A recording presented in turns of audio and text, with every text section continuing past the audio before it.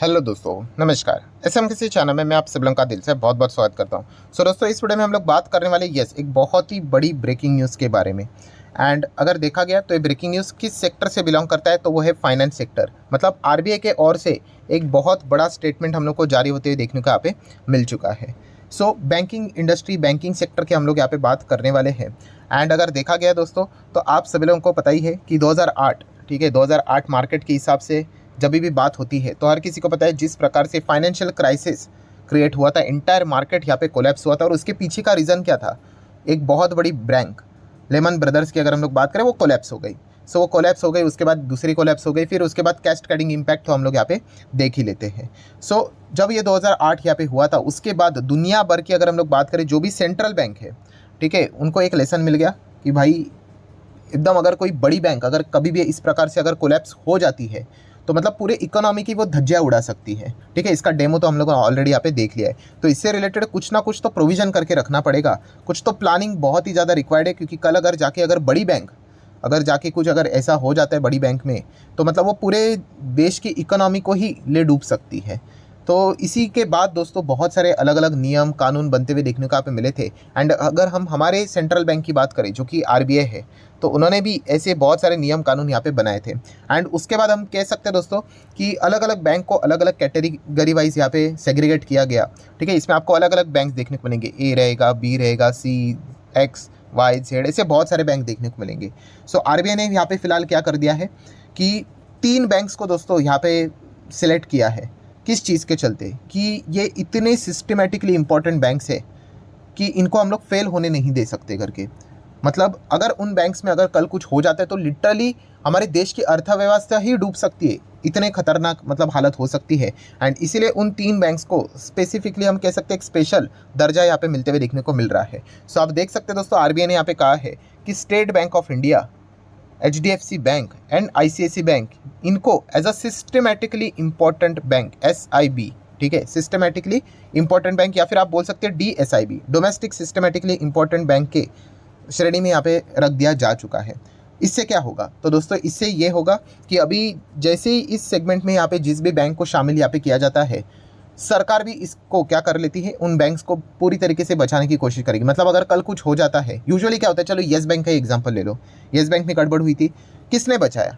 RBI ने जाके बचाया।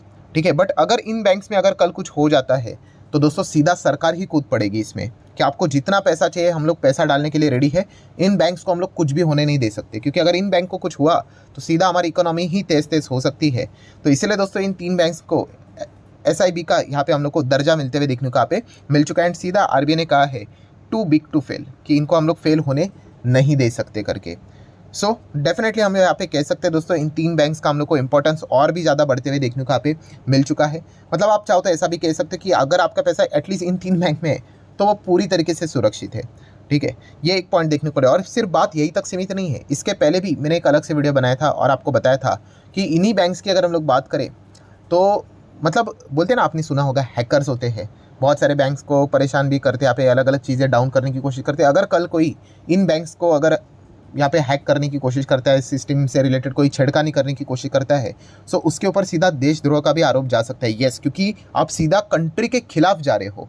ये चीज़ें हम लोग को देखने को यहाँ पे मिल रही है। इतना बड़ा इंपॉर्टेंट दर्जा भी इन बैंक्स को यहाँ पे मिलते हुए देखने को यहाँ पे मिल चुका है। ठीक है, मतलब आप मान लीजिए अगर कल आप यहाँ पे ऐसे ही बोल रहा हूँ, एसबीआई को कुछ टेक्निकली कुछ गड़बड़ करने की कोशिश करो, हैक से रिलेटेड कुछ चीज़ें करने की कोशिश करो, मतलब आप भारत देश के ही खिलाफ जा रहे हो। ठीक है, क्योंकि कितने करोड़ों लोगों का पैसा है उसमें। ठीक है, तो ये सारी चीज़ें हम लोग को होते हुए देखने को यहाँ पे मिल रही है। ओवरऑल कंक्लूजन क्या निकला? कंक्लूजन ये निकला कि ये तीनों बैंक्स अभी बहुत ही ज़्यादा इंपॉर्टेंट बैंक्स बनते हुए देखने को मिल चुकी है। एंड आरबीआई सरकार पूरी तरीके से इनको अच्छी तरीके से मेंटेन करने की भी कोशिश यहाँ पे ज़रूर रखेगी कि कल इनमें कोई भी किसी भी प्रकार की गड़बड़ी होनी नहीं चाहिए करके। डेफिनेटली हम यहाँ पे कह सकते हैं कि यहाँ पे सेफ्टी फीचर्स तो आ गया इन तीनों स्टॉक्स में। मतलब शेयर्स के हिसाब से बात करें तो अभी रिटर्न्स के हिसाब से भी थोड़ी बातचीत यहाँ पे कर ले कि इनमें रिटर्न्स भी कौन अच्छा यहाँ पे दे सकता है। दोस्तों रैंकिंग के हिसाब से अगर मैं बात करूँ तो सबसे पहले तो आईसीआईसीआई बैंक को ही मैं कंसिडर करना चाहूँगा।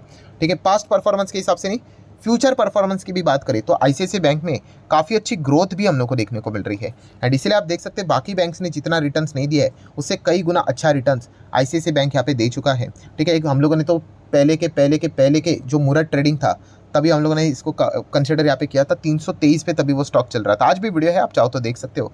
एंड उसके बाद 1000 को भी इन्होंने टच किया था। जैसे कहा था कि ये हजम नहीं होता है कि इस बैंक को 3 डिजिट में देखना, ठीक है। उसके बाद 52 खाया, आप देख सकते हो। अभी हाल ही में 1043 तक ये यहाँ पे चली गई थी, फिर वो प्लस माइनस तो चलता रहता है। सो काफ़ी कमाल का परफॉर्मेंस रहता है आईसीआईसीआई बैंक का, ठीक है। लगातार ये बैंक बड़ी बनती ही यहाँ पे जा रही थी। पहले तो टॉप 5 में भी नहीं आती थी, उसके बाद आप देख सकते हो अभी टॉप 3 में हम लोग को देखने को यहाँ पे मिल रही है, ठीक है। सो एकदम ही कमाल का परफॉर्मेंस देखने को यहाँ पे मिल जाता है। एंड मार्केट कैप भी देखिए, मतलब 7 लाख करोड़ के आसपास जाते हुए देखने को यहाँ पे मिल रहा है। थोड़ी देर के बाद आपको टाइटल भी देखने को मिलेंगे कि आईसीआईसीआई बैंक में गजब की तेजी आ गई और 7 लाख करोड़ का इसका मार्केट कैप बन गया करके।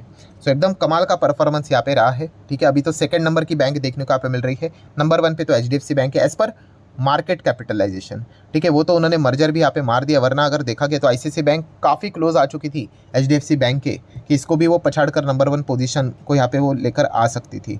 सो एकदम ज़बरदस्त बैंक है, कमाल का परफॉर्मेंस देखने को मिल जाता है। कंपनी के नंबर भी अच्छे रहते हैं। शेयर होल्डिंग पैटर्न की अगर बात करें, ऑब्वियसली यहाँ पे कोई प्रमोटर आपको देखने को नहीं मिलेगा। देखिए बैंक्स के रूल अलग होते हैं प्रमोटर के हिसाब से, ठीक है। यहाँ पे आपको कोई 60-70% की होल्डिंग देखने को मिलती नहीं है, बट इंस्टीट्यूशंस के पास पूरा ये बैंक पड़ा हुआ है 44-45%, ठीक है। कोई यूजुअली बेचता ही नहीं, बेचता है तो एक दूसरे के पास ही सारी चीज़ें सफल होते हुए देखने को मिल जाते हैं। पब्लिक को ज़्यादा शेयर से मिलते ही नहीं है, केवल 10%। सो एकदम कमाल की बैंक है। एंड अभी तो हम लोग को एक्स्ट्रा सेफ्टी फीचर्स भी इसमें ऐड ऑन होते हुए देखने को यहाँ पे मिल चुका है। सो ग्रोथ के हिसाब से अगर देखा गया तो नंबर 1 आप इसको अपने पोजीशन पे रख सकते हो। सेकंड नंबर पे चाहो तो एचडीएफसी बैंक को रख सकते हो, ठीक है। तो एचडीएफसी बैंक अगर देखा गया तो ये कोई ख़राब नहीं है, हाँ। बट येस, मेगा मर्जर के चलते आप सभी लोगों को पता है काफ़ी टाइम लगता है, ये रिस्ट्रिक्शन वो रिस्ट्रिक्शन, बैंक का साइज़ इतना बड़ा हो गया, प्लस ये जो पहले वाले जो कंपनी यहाँ पे रहती थी, कौन सी, एचडीएफसी लिमिटेड, ये भी निफ्टी 50, एचडीएफसी बैंक भी निफ्टी 50। सो उसके बाद इंडेक्स के वजह से क्या हो गया, मजबूरन बहुत सारे म्यूचुअल फंड को, इंडेक्स फंड को, पैसिव फंड को एचडीएफसी बैंक बेचना पड़ा, वेटेज के हिसाब से चलना पड़ता है, ठीक है। तो ये सारी दिक्कतों के चलते हम कह सकते हैं एचडीएफसी बैंक 5 साल में जितना रिटर्न देना चाहिए तो उतना नहीं दिया। एक ही रेंज में हम लोग को वो सफ़र करते हुए देखने को मिला था। बट कोई बात नहीं, पैसा यहाँ पे डूबता नहीं है, पैसा बनता है, इतना तो हर किसी को यहाँ पे पता है। हाँ, भले थोड़ा यहाँ पे कम बने, ऐसा भी हो सकता है, बट पैसा डूबने के तो चांसेस बिल्कुल ना के बराबर यहाँ पे रहते हैं। सो एचडीएफसी बैंक भी हम कह सकते हैं अच्छी बैंक है यहाँ पे। अभी पोस्ट मर्जर की बात करें तो लगभग 13 लाख करोड़ का मार्केट कैप यहाँ पे हो चुका है, बहुत ही बड़ी बन चुकी है, ठीक है।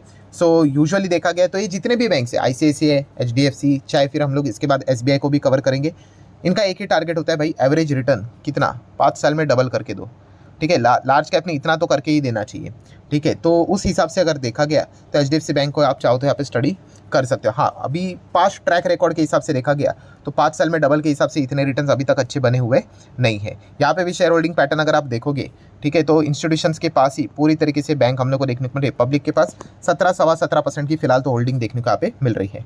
और आखिरी बैंक की अगर हम लोग बात करें, तीसरे नंबर पर आप चाहो तो स्टेट बैंक को यहाँ पे रख सकते हो। सरकारी बैंक है, और सरकार में अगर देखा गया तो सरकारी बैंक में पर्सनली मुझे कोई अच्छा यहाँ पे नहीं लगता है कि सिवाय एसबीआई के, क्योंकि एसबीआई का लोन बुक इतना बड़ा है।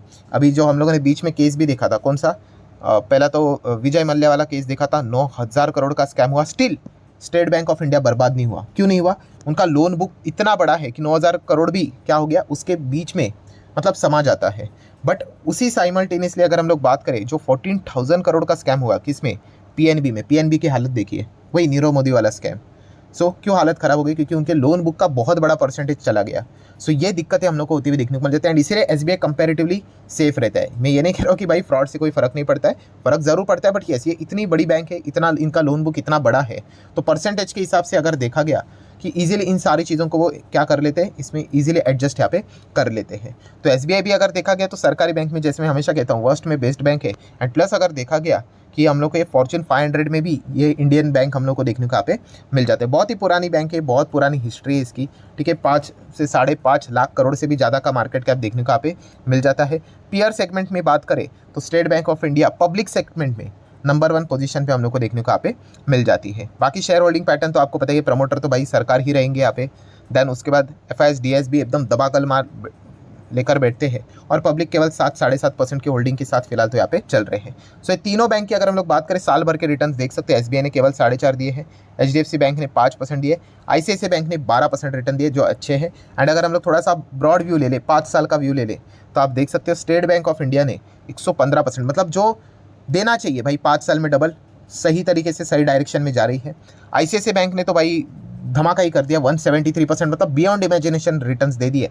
एंड एचडीएफसी बैंक ने ज़रूर डिसअपॉइंट किया, केवल 60%, बिकॉज वो मर्जर के चलते भी थोड़ा बहुत बीच में हम लोग को 1-1.5 साल तो उसी में ही चला गया। बट अगर देखा गया तो तीनों बैंक एकदम कमाल के बैंक है, ठीक है। रैंकिंग के हिसाब से अगर जाना ही है, ये कोई रिकमेंडेशन नहीं, बट येस आईसीआईसीआई बैंक को मैं पहला प्रेफरेंस देना चाहूँगा, सेकेंड एचडीएफसी को, एंड थर्ड स्टेट बैंक को, ठीक है। आप चाहो तो अपने हिसाब से भी शफलिंग यहाँ पे कर सकते हो, बट येस ये तीनों बैंक्स अभी स्पेसिफिकली सरकार के रडार के ऊपर भी रहेंगे। कल अगर कुछ भी यहाँ पे 19-20 अगर हो जाता है तो आरबीआई छोड़िए, खुद सरकार इन बैंक्स को बचाने के लिए भी रेडी है। ये भी पॉइंट हम लोग को देखने को यहाँ पे मिल रहा है।